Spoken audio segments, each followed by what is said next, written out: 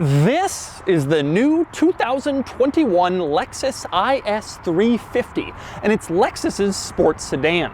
This is designed to compete with the BMW 3 Series, the Mercedes C-Class, the Infiniti Q50, and other cool, performance-y, luxury-oriented sedans. The IS350 has been updated for the 2021 model year to be more competitive than before. Before I get started, be sure to check out Cars and Bids, which is my new online enthusiast car auction website for modern enthusiast cars. We have daily auctions of cool cars from the 1980s and up, and if you're looking to buy a cool modern enthusiast car, Cars and Bids is the place to do it. And if you're looking to sell a cool enthusiast car from the modern era, check out Cars and Bids. You will get the most interest and the most money. carsandbids.com. First, a little overview. The IS first came out for the 2001 model year, and it's been redesigned a few times since then. The last big change was for 2014. Now, back then, Lexus devoted a lot of resources to updating the IS because sports sedans were hot. But in the years since, buyer interest has started to fade as more and more shoppers have moved on from sedans and toward SUVs. As a result, Lexus is slowing down its investment in sedans. The larger GS sports sedan is going away finally, and this new IS isn't really new. It has new styling and some tech upgrades, but it's not fully redesigned like the new BMW 3 Series. In fact, the engine choices are the same as before. The base model uses a turbo 4-cylinder, or you can upgrade to a 3.5-liter V6. In this, the F-Sport model, that V6 makes 311 horsepower. And today I'm going to take you on a tour of the 2021 Lexus IS and show you what else it has. First, I'll show you a few interesting quirks and features, then I'm going to get it out on the road and drive it, and then I'll give it a Doug score.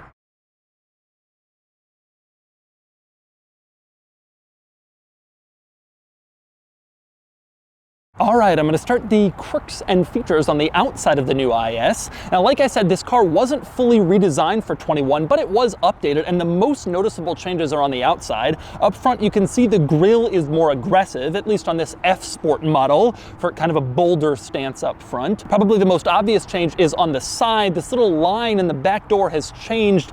It's actually come up a bit. The old model had it too, but now it's different than before, and the side profile looks a little different as a result. And in back, you also have a totally new taillight design. The previous taillights kind of curve down, these curve up, and now you have a light bar going across the back. This stuff doesn't sound like very comprehensive changes, I'm aware, but just looking at this car, you can clearly distinguish it from the earlier IS models, to the point where when I first saw it, I thought it had been fully redesigned just based on the updates and changes to the outside. It is a pretty thorough revision to the exterior. But that isn't true in here. While there are noticeable changes to the outside of the new IS, the interior is very similar to the outgoing model. Not all that much new stuff in here, although frankly, that's not that big of a deal. Frankly, I thought this interior was pretty futuristic when Lexus first launched it back in 2014, and it doesn't really feel like it's fallen behind all that much. And it means you have two excellent quirks from the prior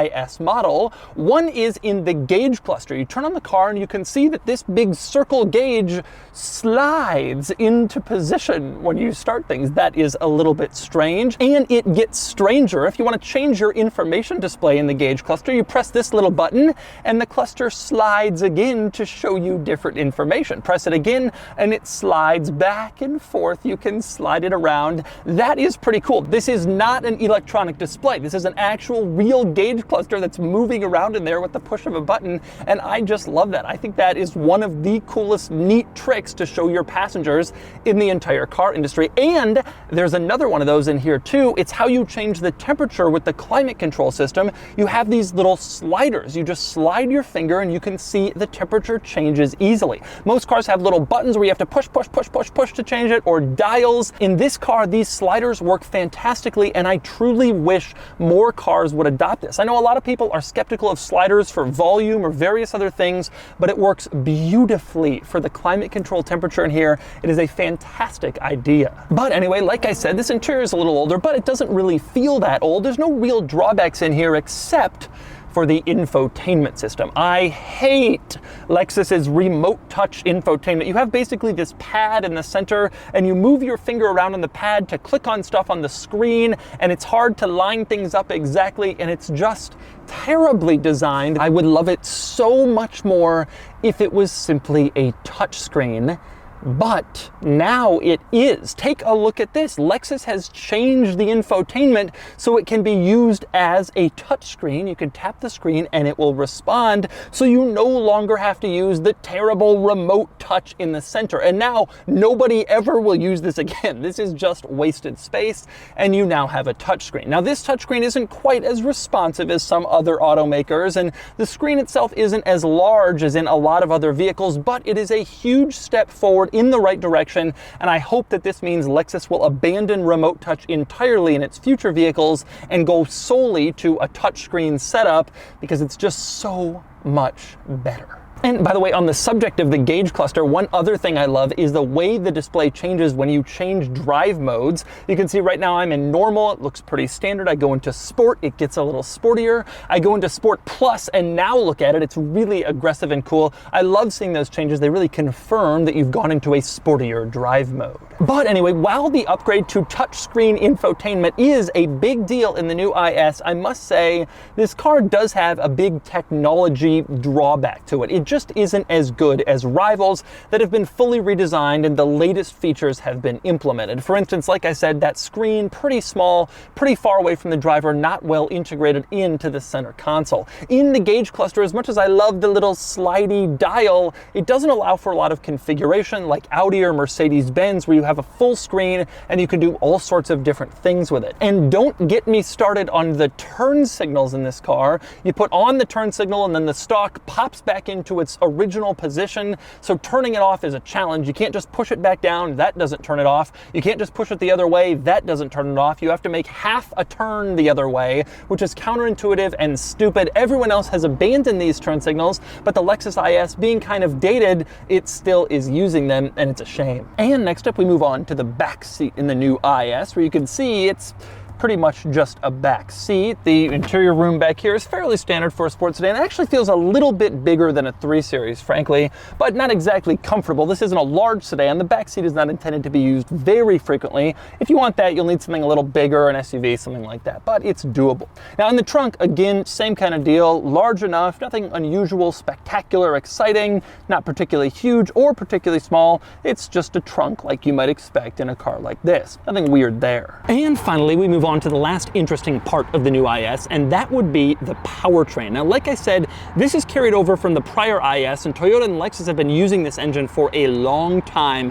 3.5 liter V6, naturally aspirated, 311 horsepower, and that's just not all that impressive of a figure. It was when this engine first started to be used in the Lexus IS, which was like 14 years ago. They may have updated it since then, but the power hasn't changed much, but for rivals, it has. This is the top line IS model with 311 horsepower. The top line BMW 3 Series has 380 horsepower. The Audi S4 has 350 horsepower. They all walk in circles around the IS. This powertrain used to be a muscular engine, made this car super competitive. Now it is very much behind the times, and that kind of illustrates Lexus's level of commitment to sedans. They didn't want to bother updating or changing this engine, putting more power in this car, because they know people just aren't buying it even if they did that. All right, driving the new Lexus IS. Now, two things I want to talk about before I get into driving experience. Number one, when I became a car journalist, the Lexus IS was the very first car whose press launch I went on, back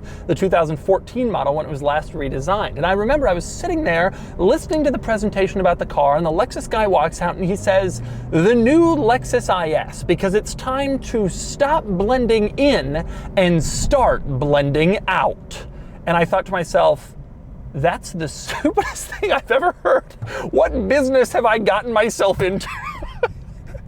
But it's been better since then. Now, number two thing I want to talk about with this car isn't all that good. And that's actually by design. We all know that if Lexus really wanted to spend the money, they could create a car that's just as good as BMW 3 Series, Audi A4, just like the IS was when it came out in 14, and just like when it came out in 06. It was a great car then, super competitive. But this time they haven't redesigned it, they've just facelifted it. And that tells you less about Lexus and the IS and more about the state of the car industry right now. Lexus is not stupid. Toyota and Lexus are probably your smartest car companies. And they are very aware of what's going on in cars and SUVs and trends. And it just doesn't make sense anymore to spend the money to develop a vehicle, even if it will sell better and do better than BMW and Audi. You'd rather put that money where the buyers are, SUVs. So this car gets a fairly minor facelift after 7 years on the market. It's starting to feel old. So with that in mind, let's talk driving experience. And again, this car just isn't really all that good. Like I said, 311 horsepower. Now, as I mentioned, in 06, this engine came out, or a 3.5 liter V6. They may have changed it since then, but it had 306 horsepower at the time. I remember I was in college. I thought it was the craziest thing ever. A sports sedan with 306 horsepower. At the time, BMW had 225. Okay, it was a big deal.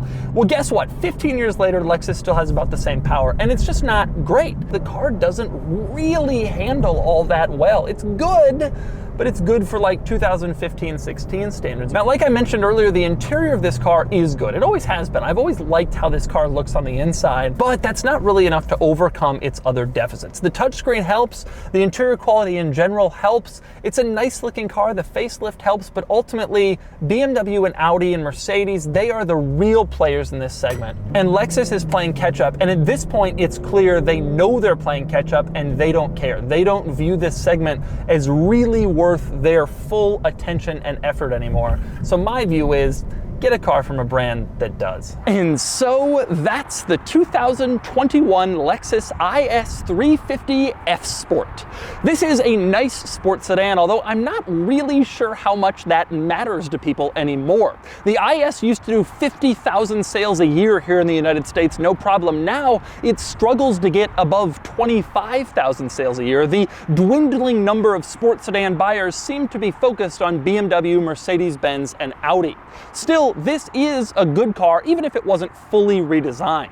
And now it's time to give the new IS a DOUGSCORE. And the DOUGSCORE is here against rivals. The simple truth is that the IS lags behind. It's not beautiful, nor particularly engaging to drive, nor particularly high-tech, even with the latest update. Simply put, this is a facelifted car that really needed a redesign to stay competitive, and so it just isn't really competitive. The sole benefit the IS has over competitors is quality, which admittedly is a big one. The interior still looks great with great materials, and of course Lexus reliability is fantastic. But people buy sports sedans for so many reasons beyond reliability, like handling and acceleration and brand name and technology, and the new IS just lags behind in all that stuff. Maybe that's smart though, as Lexus is clearly shifting its focus to SUVs, exactly where buyers are shifting theirs too.